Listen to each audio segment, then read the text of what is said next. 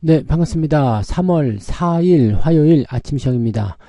자, 시장이 지난 주말에 조금 상승하면서 끝났었는데, 제가 그 말을 해드렸죠. 네, 지난 주말에 올라가는 것은 아무 의미가 없다. 월요일날 미국 시장이 어떻게 되느냐에 따라서 우리 시장이 변동을 보일 것이다 라고 말씀드렸잖아요. 일단 기대감은 좀 있었는데 장 초반에 그래도 조금 버티는 모습이 있다가 후반에 확 밀려버렸죠. 결국에는 트럼프가 관세라는 부분에 대해서 서명을 해버립니다. 해보자 이거인 것 같은데, 야, 이렇게 되면은 일단 분위기는 굉장히 안 좋죠. 자, 유럽 같은 경우 살펴보시면 지난 주말 미국장이 좋았기 때문에 전체적으로 다 올랐단 말이에요. 전부 다 올라서 끝났죠. 근데 미국장도 초반에는 나쁘지 않았어요. 나쁘지 않았죠. 그러다가 이제 주가가 급락세로 돌아섰는데, 오늘 뭐 이제 지난 주말에 올랐었던 애들은 다 죽겠죠. 네, 지금 뭐 중국 쪽도 마찬가지, 일본도 마찬가지. 유럽 같은 경우도 오늘은 폭락이 오후에는 나오겠죠. 자, 이런 모습들이 나올 텐데, 자, 우리나라는 어제 안 올랐잖아요. 그래서 지난주에 떨어졌었던 부분들에서 추가적으로 한번 더 맞을 것인가, 자, 이런 거에 대한 부담감이 좀 있을 수 있겠습니다. 자, 지금 다우지수가 또는 나스닥이 S&P 500이 굉장히 무섭게 만들어진 이유는 상승 이후에 또 훅 떨어지는 모습이었기 때문에 이거 하방을 계속 열어놓고 보는 거 아닌가 생각이 들기도 합니다. 다우지수가 마이너스 1.48%, 나스닥은 마이너스 2.64, S&P 500은 마이너스 1.76 정도입니다. 아직은 박스권에서 갇혀있는 모습이긴 합니다만, 이런 상태로 가다 보면은 박스권 이탈하는 것도 어려운 일이 아닐 거라 생각합니다. 이렇게 계속 떨어져 버리면은 문제가 되겠죠. 거기다가 지금 주가가 하락한 이유는 뭐겠어요? 네, 무역과 관련된 그런 부분들이거든요. 무역 분쟁, 관세, 이런 부분들이라서 경기가 크게 침체될 가능성이 굉장히 높다라는 거, 또 인플레이션이 크게 치솟아 오를 수 있는 가능성이 있다라는 거, 자, 이런 것들이 이제 시장을 짓누르고 있다고 보시면 되겠습니다. 내용들 한번 보도록 할게요. 오늘 뉴스는 대부분이 뭐 코인도 떨어졌다 이런 얘기도 있고 뭐 난리가 났습니다. 그래서 이 부분들은 좀 자, 일단은 이거 볼게요. 자, 트럼프의 멕시코, 캐나다, 중국도 관세, 이거 지금 지난달에 뭐 한 달 유예하자라는 식으로 얘기가 나왔었던 부분들이 이제 한 달 지나면서 그냥 바로 관세로 들어가겠다 이렇게 얘기가 나와버리는 거랑 똑같은 겁니다. 자, 일제히 급락세를 보였고요. 나스닥은 2.64 이렇게 하락하는 모습이 있었죠. 자, 주가가 떨어진 이유는 무엇이다? 여기 서명을 했어요. 관세를 부과하자라고 서명을 했습니다. 아니, 좀 이해가 안 되는 게, 중국이야 뭐 그렇다 쳐. 근데 캐나다하고 멕시코 같은 경우는 좀 열받는 거 아닙니까? 이거 국경에다가 병력 배치하고 뭐 니들이 원하는 거 해줬잖아. 근데 그랬니? 관세 매기자 이렇게 가는 거 아닙니까? 물론 내가 생각하기엔 부족합니다 라고 얘기했겠지만, 이거 좀 그래요. 어쨌든 봅시다. 장 초반에는 상승하다가 혼조세를 나타냈는데 오후에 관세 발언 이후에 낙폭은 급속히 확대되었다. 자, 지금 대만 TSMC 대미 투자 계획을 발표하는 자리. 자, 지금 TSMC에서 무슨 일이 있었느냐? 1,000억 달러 정도 되는 거죠. 1,000억 달러. 무지막지한 그런 투자를 진행하겠다고 나옵니다. 그래서 이제 얘네가 이제 미국에 투자하기로 마음을 먹었기 때문에 아주 좋다. 그러면 TSMC는 우리가 트럼프 대통령을 이렇게 돕게 돼서 너무 좋다. 이런 식으로 서로 이제 막 이빨린 소리를 막 했었단 말이죠. 그런데 관세 질문에 멕시코, 캐나다에 대한 협상 여지는 없고 모두 준비됐어. 이렇게 갑자기 얘기 나옵니다. 그러면서 이제 오늘이죠. 내일부터라고 봐야 되겠죠. 그래서 관세를 부과하겠다. 3월 4일부터 멕시코, 캐나다에 25% 관세를 부과하고, 같은 날 중국에는 기존 10% 관세 인상에 이어서 추가적으로 10%를 더 올리겠다고 그런 거요? 그러니까 중국은 10%를 올렸는데 이 새끼들 간에 기별이 안 오나 보지? 자, 오케이. 10% 더 올려. 자, 이거잖아요. 레이즈를 더 때린 것 같은 느낌인데. 자, 관세 협상의 막판 타결 가능성을 기대했지만 협상 가능성은 일축하면서 무역 전쟁에 대한 공포감이 확산되었다라고 되어 있습니다. 이렇게 된다면은, 네, 연간 총 1조 5천억 달러입니다. 1조 5천억 달러 규모의, 수입품이 관세 영향을 받게 될 것이다. 자, 캐나다하고 멕시코 입장에서는 뒤통수를 맞은 격이기 때문에 어쭈? 이렇게까지 했는데도 관세를 매겼어? 어디 한번 그래. 이래도 맞고 저래도 맞을 거면 우리도 매길 거야. 라는 식으로 갈 수도 있겠죠? 아니면 우리도 모르겠어. 니들 맘대로 해. 그래. 불법 이민자 더 가자. 네. 그 다음에 마약 모르겠다. 네. 이럴 수도 있는 거잖아요. 뭐 지금 하고 이것도 너무 막장으로 하는 거 아닌가? 네. 지표도 부진했다. 미국 공급관리자협회는 2월 미국의 제조업 구매관리자 지표가 50.3을 기록해서 지난달 대비해서 0.6포인트 하락했다. 이건 뭐 크게 문제될 건 아닌데 하락했다는 부분이 안 좋은 상태에서 더 만들어졌다는 얘기죠. 자, 이번 주에 고용지표 실업률 나오는 거죠. 네, 어떻게 될 것이냐. 지금 이런 게 중요하지 않을 것 같아 보입니다. 그죠? 네, 중요하지 않을 것 같아요. 그래서, 이렇게 되면은, 네, 기술주부터 소형주까지 모두 다 하락했다라는 쪽으로 갈 수밖에 없는 거고요. 관세를 이렇게 진행을 하겠다라고 나오면, 사실, 좀 부담스럽다라는 생각을 좀 해볼 수밖에 없을 것 같아 보입니다. 지금 이게 거의 전부 다 한 것 같아요. 근데, 아직까지는 관세 강행이죠. 네, 그 관세 강행에 대한 어떤 발언이었습니다. 이 발언이었기 때문에 아직은 네, 이게 확정되었다 보기엔 좀 어려워 보이죠. 네, 기자회견에서 내일부터 관세 부과할 거예요. 이런 식으로 얘기를 하는 모습이었고 아직은 도장은 찍지 않은 것 같은 느낌인데, 네, 그죠? 도장을 찍고 서명을 해서 완전히 끝내버리겠다 이렇게 나온 줄 알았더니 아직은 아닌데, 그죠? 네, 관세 방침에서. 뭔데, 이제 하루밖에 안 남았으니까 그냥 할 수도 있는 거 아닌가? 라는 생각이 좀 들겠네요. 지금 4월 2일부터 부과할 것이다 라고 재확인했는데, 이거 오늘 우리 뉴스를 잘 보셔야 되겠는데요. 그죠? 왜냐면 오늘 저녁에 미국 증시가 이제 시작을 할 텐데, 이 기간 동안에 무슨 일이 벌어질지 모르겠다라고 나올 수 있는 거잖아요. 그리고 우리나라 증시가 미국장을 조금 이제 선반영시킬 수 있는 구조가 될 수 있기 때문에 이렇게 되면은 가능성을 조금 생각해 볼 필요 있을 것 같아 보입니다. 그죠? 그래요. 네, 지금 요거 네, 잘 풀릴 수 있을 것인지를 한번 보도록 하고 관세 부과를 강행하기로 한 것은 한 달 동안의 국경 안보 강화에도 불구하고 미국으로의 마약 유입이 크게 개선되지 않았기 때문이다. 억울할 수도 있잖아요. 예. 아니, 캐나다하고 멕시코 국경만 막는 게 다가 아니잖아. 배 타고 들어올 수 있는 가능성도 있는 거고, 그게 캐나다와 멕시코를 통해서만 유입되었다고 보기엔 좀 어렵지 않을까요? 이게 핑계라고 봐야 되겠죠? 네. 뭔가 또 다른 걸 내놔라라는 느낌인 것 같은데, 네. 상당한 진전은 이뤘지만 펜타닐 유입을 처단하는데 더 많은 노력이 필요하다. 그러니까 뭘 어떻게 해달라는 얘기야. 말을 해봐. 라는 식으로 가야 될 것 같아요. 그래요. 뭐 미국의 이게 펜타닐의 유입을 막는 것은 상당히 중요한 얘기가 되겠습니다만, 그래서 뭐 어떻게 하라는 이야기야. 네, 라는 식으로 하는 거죠.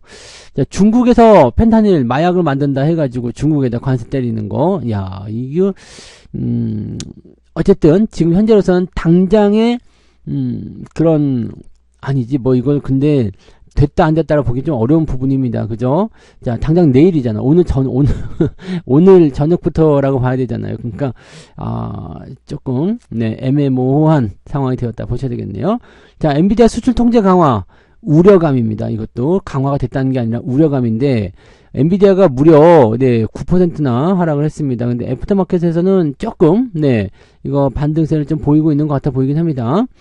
자, 중국이 엔비디아의 최신 칩, 블랙웰을 밀수로 들어오고 있다. 중국 애들 진짜 이런 것 좀 안 했으면 좋긴 하겠습니다. 근데 중국도 어떻게 보면 근데 목숨 걸고 해야 되겠죠. 왜냐면, 저거 최신 칩이 없으면 딥시크 그냥 그대로 죽는 거잖아요. 중국이 AI로 앞서 나가겠다고 하지만 죽는 거잖아. 근데 중국이 뻥을 좀 안 쳤으면 좋겠어. 우리가 밀수로 엔비디아 칩을 들여와서 했다. 이렇게 하면 되잖아요. 근데 그럴 수가 없잖아. 그럴 수가 없기 때문에 자기네들이 뭐 그 저가 칩으로 했다. 이런 식으로 또 뻥을 치고 세계를 들썩들썩 하게 만들었었던 부분이 아니었을까 생각합니다. 지금 어떤 상황이 되고 있냐면요. 말레이시아, 베트남, 대만 등에 있는 엔비디아 협력업체가 엔비디아의 블랙웰을 구입하고 있고, 이 업체들은 엔비디아의 공식 고객사에 등록이 되어 있다. 그런데 이들 업체가 엔비디아 블랙웰을 수입한 뒤에 일정 수량은 자체 소비하지만 나머지는 중국에게 되팔고 있는 것으로 알려졌다라고 되어 있기 때문에 이거는 네 그렇고 있다라는 거가 되겠죠. 그러면 중국이 엔비디아의 최신 칩인 블랙웰을 가지고서 무언가를 하고 있다. 즉 중국이 미국 정부의 수출 금지에도 불구하고 중국 업자들이 엔비디아의 최신 칩 블랙웰을 제3국을 통해서 우회적으로 들어오고 있다 라고 보도를 했습니다. 이게 사실이겠죠. 이게 사실이 될 테면 자 엔비디아 너희들 아예 팔지 말아버려. 근데 이게 이렇게 될 수가 없잖아. 대중국에 대한 어떤 수출은 아예 막힐 수도 있겠죠. 야 저가 칩이라도 팔아주니까 이 새끼들이 안되겠다. 다 밀수한다. 야, 아무것도 하지마 해서 아예 막아버리게 되는 그런 상황이 될 수도 있기 때문에 엔비디아가 지금 중국에 팔아먹는 비율이 제법 되죠. 그래서 이 저가 칩의 비율이 뭐 물론 고가 칩에 이렇게 견줄만한 부분은 아니겠습니다만 이렇게 되면은 일단 타격을 좀 입을 수가 있습니다. 그래서 이를 갈고 있는 상태에서 야 중국에 아무것도 주지마 라고 얘기가 나오게 되면 엔비디아 입장에서는 네 손실이라고 해야 되나요? 네 일단 수익률이 크게 줄어들 수밖에 없겠죠. 자 블랙웰의 수요는 매우 높다라고 되어 있는데 지금 젠슨 왕이 그 얘기 한 거잖아요. 블랙웰의 수요가 매우 높아요. 깜짝 놀랐어요. 그런데 이것이 말레이시아, 베트남, 대만 등에 있는 협력업체를 통한 부분이었다라면 문제가 더 커질 수가 있겠죠. 왜? 수요가 너무 좋아요. 그게 사실은 뭐냐? 중국의 수요다. 라고 볼 수도 있는 상황이 되는 거잖아요. 그럼 엔비디아가 이 블랙웰의 수요가 너무 좋아요. 근데 중국이 막혀버려. 그럼 끝장나는 수가 있는 거잖아. 이렇게 될 수 있는 부분이어서 엔비디아가 네 급락을 합니다. 자 8% 지난 목요일이었죠. 목요일날 8% 내렸다가 금요일 주말장에서 4% 올랐어요. 그러다가 지금 다시 9% 내린 겁니다. 이렇게 되면은 주가가 아래쪽으로 하방을 열어버리죠. 쭉쭉쭉 떨어져 버리는데 자 이 부분 해결을 할 수 있는 부분이 있겠는가? 해소할 수 있겠는가? 해소가 안 될 것 같죠. 해소가 안 되잖아. 지금 이렇게 해소가 안 되는 상황이 되면 부담감이 굉장히 커질 수밖에 없는 상태다. 네, 엔비디아의 수출 통제가 강화 우려 때문에 주가 떨어지게 되면은 우리나라 기술주들도 또는 반도체 종목군들도 다 같이 힘들 수밖에 없겠다. 근데 반도체만 힘든 게 아니라 전부 다 힘들 수밖에 없기 때문에 사실은 반도체가 오히려 이런 상황 속에서도 하이닉스가 좀 더 크게 얻어맞을 가능성이 좀 있겠죠. 자 그런 형태로 지금 네 더러워서 못해 먹겠네 이런 얘기가 나올 정도. 근데 여기 애프터마켓에서 움직이는 거 한번 조금 더 살펴보자고요. 그래서 아직은 잘 모르지만 네 장중 상황도 이렇게 나올 것인지를 한번 살펴봐야 되겠죠. 네. 자 그 다음에 비트코인 트럼프의 전략적 비축 한마디 이게 뭐 어마어마하게 사들이겠다 이 얘기 했었습니다. 네. 디지털 자산에 대한 행정명령을 통해서 어쩌고저쩌고 해가지고, 네. 뭐, 이렇게 전략적 비축을 하겠다라는 식으로 얘기를 했었고, 미국을 아주 그냥 대박 국가로 만들겠다라고 얘기했는데, 이게 어제 얘기한 거예요. 어제 얘기했는데, 무슨 일이 벌어졌냐. 네. 주가는 폭락을 하게, 폭등했던 비트코인 하루 만에 8% 내려갔습니다. 지금 빗썸 보시면, 이 빗썸의 이제 비트코인 네, 차트입니다. 주가가 이제 급락했죠. 가격이 급등했다가 지금 급락세로 전환돼서 지금 1억 3천만 원 회복했다가 다시 1억 3천만 원 아래로 떨어져 있는 상태입니다. 지금이 얼마예요? 1억 2,900만 원. 네, 1억 2,900만 원. 뭐 다른 거 마찬가지요. 다 마찬가지죠. 뭐 리플, 뭐 이더리움 이렇게 보면 별거 아닌 거. 이더리움은 근데 이거는 더 망가지네. 금방 망가지네요. 근데 이런 식으로 나온다는 거. 상승폭이 급등세로 갔다가 급락을 해버리니까 야 이거 뭐 단타치기가 좋은 것인지 어떤지 모르겠습니다만 네 이렇게 되는 것도 어마어마하네요. 네 아무튼 지금 뉴스는 계속 그런 부분이었는데 애매한 상황으로 전환되었다라는 게 지금 현재 상황이겠죠. 네. 자, 그래서 지금 보면은 이렇게 돼 있어요. 뭐, 폭등했던 비트코인이 하루 만에 8% 급락하고, 네, 86,000달러에서. 근데 8만 달러도 깨졌었던 부분이었기 때문에 지금은 좀 이제 올라왔다라고 볼 수 있는 내용이 좀 되겠죠. 립 서비스를 한 것인지 아니면 그냥 이것도 지나가는 부분들인지 모르겠습니다만, 자, 비트코인, 이더리움과 함께 리플, 솔라나, 뭐, ADA, 이건 잘 모르겠고요. 이런 것들을 통해서 전부 다 이제 이런 것들이 이제 비축 가상자산으로 될 것이다 라고 되어 있는데, 얘들이 쭉쭉쭉쭉 치고 올라가고 8만 달러까지 붕괴됐었던 비트코인은 폭등세를 보이면서 9만 5천 달러를 넘어섰다. 그런데 하루 만에 폭락했다. 자, 트럼프 행정부가 관세 부과를 확대하면서 불확실성이 커졌다. 그러면 뭐가 돼요? 이제 수입 물가 상승에 의한 인플레이션 그리고 금리 인하가 될 수 없다라는 거. 자, 매도 수요가 더 높다라는 식의 얘기가 나왔고요. 아, 이건 뭐 답답하네요. 네. 전략 비축은 결국 납세자의 희생으로 내부자와 이 코인의 제작자만 부유하게 만들 뿐 투기적인 수단일 뿐이다. 누가 그랬어요? 프로페셔널 캐피털 매니지먼트 창립자인 앤서니 폼플라이아노. 이 사람이 이제 전략적 비축에 대한 우려감도 같이 내보냈다. 이런 것들은 이제 항상 있었던 부분들이죠. 긍정적으로 보는 사람들도 있는 거고, 이제 비관적으로 보는 사람도 있는 건데, 요 부분들이, 네, 전부 다, 이제 악재, 주가 떨어지면 전부 다 악재 요인으로 변화가 된다. 코인도 지금 내려갔고요. 미국 증시도 또 내려갔습니다. 올라가는 줄 알았는데 또 내려갔어. 그러다가 네, 국내 증시도 지금 또 내려가고 뭐 시장 자체가 다 내려가서 그지 같네요. 안 좋겠네요. 그래서 이런 부분들을 한번 참고를 좀 해봐야 될 것 같은데 네, 좀 부담스럽네요. 그죠? 오늘은 약간 네, 애매한 상황이 좀 될 것 같아 보입니다. 네.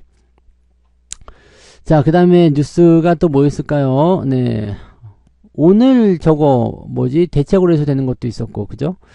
아 근데 이게 야 이거 관세 지금 전부 다 관세 얘기죠? 전부 다 관세 얘기인데 와 이거 이번 달에는 지금 이런 관세에 대한 부담감도 상당히 있는데다가 공매도 이런 것들도 시행이 되잖아요. 그래서 야 이거는 상당히 네 부담스러운 내용이 계속 나타날 수도 있게 생각됩니다. 이건 또 뭐야? 금양 이번에 유증 포기했죠, 금양이. 그래서, 근데, 불성실 공시 법인으로 지정이 되면서 관리 종목이 될 수도 있다. 이렇게 될 수도 있다는 얘기네요. 자, 지난 10월 몽골 광산 개발 사업권으로 이미 공시 의무 위반 벌점 10점을 요즘 받았는데, 여기다가 유상증자까지도 지금 또 철회를 하게 됐기 때문에 불성실 공시 법인에 지정이 된다. 지정이 되게 되면 어떻게 된다? 관리 종목으로 들어간다. 벌점 누적으로요. 네. 그러면은 관리 종목으로 되면 코스피 200에서 자동으로 탕락. 일정 기간 매매가 거래 정지가 될 수도 있고요. 미수도 안 되고 신용도 안 되고 이렇게 되면 어떻게 돼요? 주가가 폭락할 수도 있겠죠. 자, 참 여기 지금 이거는 일단 법이 안 된 거 아니야. 그죠? 네. 유상증자를 결정 철회하면서 공시를 번복한 것은 불성실 공시의 유형 중에 하나인 공시 번복에 해당한다. 일반적인 상황이라면 금양의 불성실 공시 법인 지정 여부에 대한 공시는 25일까지 그러니까 지난달 25일까지 나와야 되는데 일단은 달을 넘겼어요. 달을 넘겼는데 이것도 약간 네 지난주까지 넘겼다. 그럼 오늘 나올 수도 있는 거 아니겠습니까? 그죠? 네, 그래서 불성실 공시 법인 지정 절차는 지정 예고에 따른 의의 신청, 지정 이렇게 지정하는데 금양은 불성실 공시 법인 지정 예고에 대해서 지난달 6일까지 이의를 신청할 수 있었다. 이의 신청 기한이 끝나면 한국거래소는 10일 이내에 상장공시위원회의 심의를 거치고 또 심의일로부터 3거래일 안에 지정 여부를 결정해야 된다. 그래서 이렇게 하다 보니까 25일까지였어요. 자, 25일까지였는데 지금 공시가 나왔어야 되는데 아직 나오지 않았다는 거. 그리고 만약 심의가 불필요한 상황을 판결됐다면 불성실 공시 법인 미지정이나 지정 유예 조치가 사전에 발표됐어야 되는데 안 나왔다는 얘기지. 그렇다면 불성실 공시 법인으로 지정될 가능성이 매우 높아졌다. 불성실 공시 법인으로 지정이 되게 되면 이제 벌점을 받게 됩니다. 벌점. 지난번에 받은 거에다가 추가적으로 받게 되면은 어떻게 되느냐? 네. 그 부분이 이제 그 관리 종목으로 적용될 수 있다는 게, 이게 지금 과거 상황들이 계속 문제가 되네요. 네. 벌점은 4점이 된다. 네. 통상 과실 정도로 평가되기 때문에 4점이 되는데, 예전에도 불성실 공시법인이 지정된 적이 있었다. 최근 1년 이내에. 그렇기 때문에 벌점 1점이 가중이 된다. 이거는 뭐냐, 몽골 광산개발. 여기에 대해서 이미 벌점이 10점 부과됐는데, 이 벌점으로 인해 가지고 유상증의 철회가 1년 이에 벌점 부과 이력으로 인한 추가 1점. 그래서 총 15점이 된다. 1년 동안 누계 벌점이 15점 이상이 되게 되면 관리 종목으로 지정된다. 야, 15점 딱 맞춰서 지금 들어가게 되는 거네요.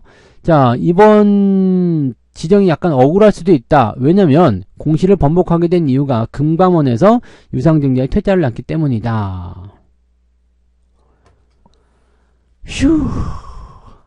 이것도 복잡스럽네요. 그죠? 뭐 올랐다 내렸다 뭐 그런 얘기 있는데, 지금 현재 시점에서는 불성실 공시법인 지정 예고에 대해서 이의 신청을 따로 하지 않았어. 아니 근데 이거 왜 안 했을까? 그죠?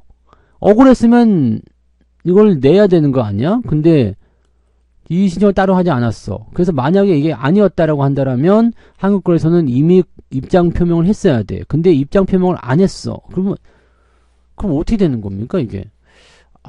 좀 그렇다, 그죠? 네, 그래서 만약에 이렇게 불성실 공시법인 지정이 된다거나 이렇게 되면 벌점을 먹게 되면 이제 관리 종목으로 될 수도 있다라는 거, 이거 조심 좀 해야 될 것 같은 느낌이네요. 네, 그래서 조금 주의가 좀 필요할 것 같다 생각 드네요.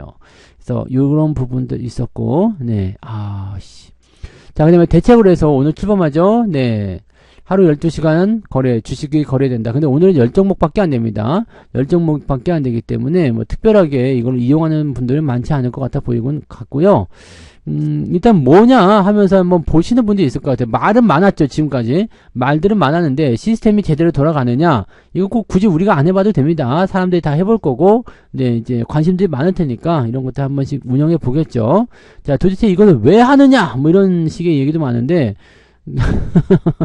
그러게 뭐 굳이 해야 될 필요가 없어 보이긴 하는데, 말들은 많습니다. 네, 이제 경쟁 체제 전환을 통해서 거래 비용 부담 완화 뭐 등등등 뭐 수수료 완화 뭐 근데 개소리라고 생각됩니다. 이거 지금 보시면 증권사가 거래소에 내야 되는 거래 수수료가 한국거래소의 경우는 모든 거래에 대해서 0.0023% 부과하는 걸 돼 있죠. 네, 근데 이것에다가 이거를 그 40%를 인하할 예정이라고 하니까 사실 이거는 너무 티 안 나는 정도라고 좀 보시면 될 것 같아요. 그래서 네, 거의 뭐 없다 봐야 되겠죠. 네, 지금 우리 그 투자자들이 실제적으로 여기 그 대체거래소를 활용함으로 인해서 네, 수수료 혜택을 볼 만한 건 없을 것 같고, 시간이 좀 늘어난다 이런 정도인데, 이건 역시도 마찬가지죠. 뭐 굳이 그렇게까지 해야 되냐 라는 식의 그런 부분이 있고, 혼란이 조금 더 가중될 거예요. 프리마켓, 애프터마켓 이런 게 나오기 때문에 요때 막 가격이 급변하면 이게 안정화, 지금 정착되기 전까지는 조금 애매할 것 같긴 하다라고 되어 있는 거죠. 그래서 5주차에는 800개로 종목을 늘리겠다고 되어 있는 건데, 일단은 좀 봐야 되겠죠. 자, 오늘은 프리마켓을 운영하지 않습니다. 그래서 메인 마켓, 네, 1시간 늦게 열리고요. 그 다음에 대량 바스켓 매매 시장은 2시간 늦게 열린다. 뭐 이렇게 되어 있는데, 네, 아무튼 오늘은 좀 이제 좀 지켜보고, 처음부터 막 하지 마시고요. 좀 지켜보고 그렇게 좀 살펴보시면 되겠습니다. 오늘 거래되는 10개 종목은 롯데쇼핑, 제일기획, 코롱인더, LG U+, S51, 그 다음에 코스닥에서는 골프존, 동국제약, SFA, YG 엔터테인먼트, 컴투스 이렇게 5종목입니다. 이 종목들이 이제 대체 거래소에서 거래가 된다. 이 정도로만 알고 계시면 될 것 같습니다. 자, 오케이. 여기까지 오늘 보도록 할까요? 오늘은 일단 시장이 한번 흔들흔들 할 것 같으니까요. 아침에 쿵 떨어지는 거에 대해서는 우리가 감안 좀 해야 됩니다. 근데 그나마 나은 거는 다른 나라들은 월요일날 다 기어 올라갔는데, 네, 우리는 그런 거 없었으니까요. 그런 부분들이 좀 하락이 좀 제한적으로 나타날 수도 있습니다. 그래서 조금 희망을 가지고 좀 지켜보시면 좋을 것 같습니다. 자, 오늘 조금 어수선하겠지만 일단은 파이팅 하시고요. 네, 좀 더 좋은 방법을 또 찾아보도록 하자고요. 자, 저는 장중시황 때 다시 오도록 하겠습니다. 고맙습니다.